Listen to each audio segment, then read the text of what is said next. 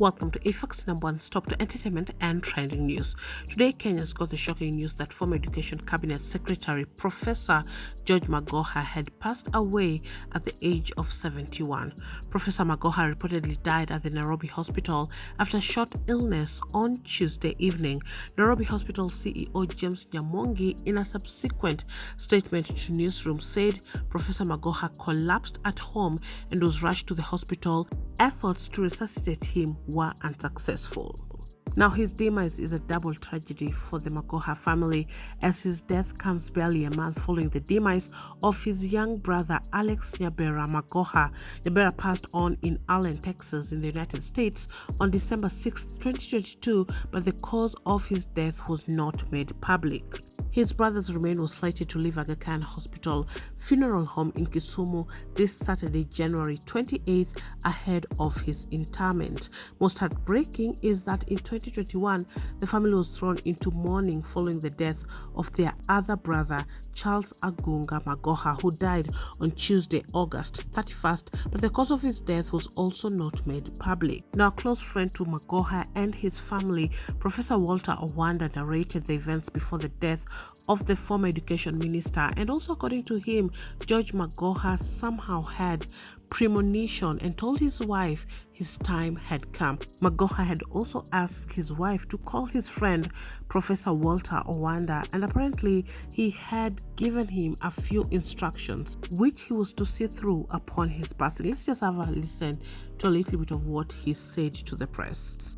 3 o'clock today, I got a phone call from the wife that she needed me urgently. I was in a clinic at the Kenyatta National Hospital. I was seeing a patient, and I called a colleague to take over. I rushed to my car, and as I was driving away from Kenyatta about 4 kilometers, she called again and asked me whether I had a blood pressure machine. I told her I would get one. I rushed back to my clinic, got a blood pressure machine. As I was about 4 kilometers to the home, she SMS and asked me whether I could get an ambulance. And I was too close to home, their home. There was a traffic jam. They drove right to the home. At the gate, I met some attendants who rushed me in. I met the son at the door, who rushed me straight to where he was. He was seated actually. He greeted me and said, "Oh, you have come." And I said to take the blood pressure. It was not recording. At that time, he slipped off from his sitting position, and we carried him to the car. He went into a car, and the wife and my driver, we followed. They were ahead of us about 200 meters. They reached about 10 minutes earlier than us.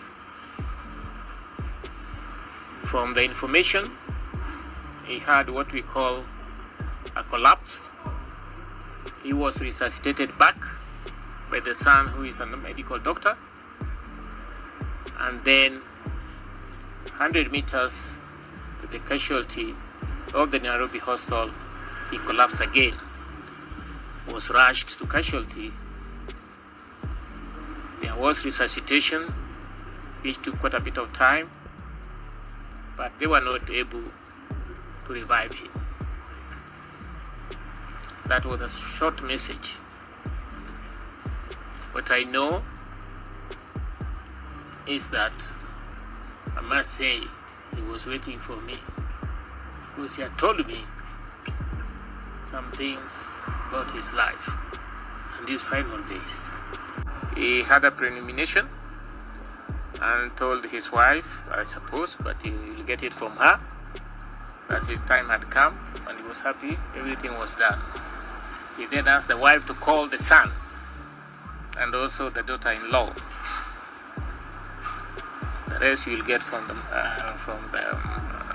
wife. And then at that time, he also said he wanted to see me, and the wife did the same. He called the son, called the daughter-in-law, and called me in that series. He was at home entirely the whole day. He was at home. You may know that he was making arrangements for the burial of his brother, whose body I think must have arrived today also from US. So over the last 6 weeks we have been communicating, but he's been extremely busy. I must say for the first time he didn't reply to my call on Saturday.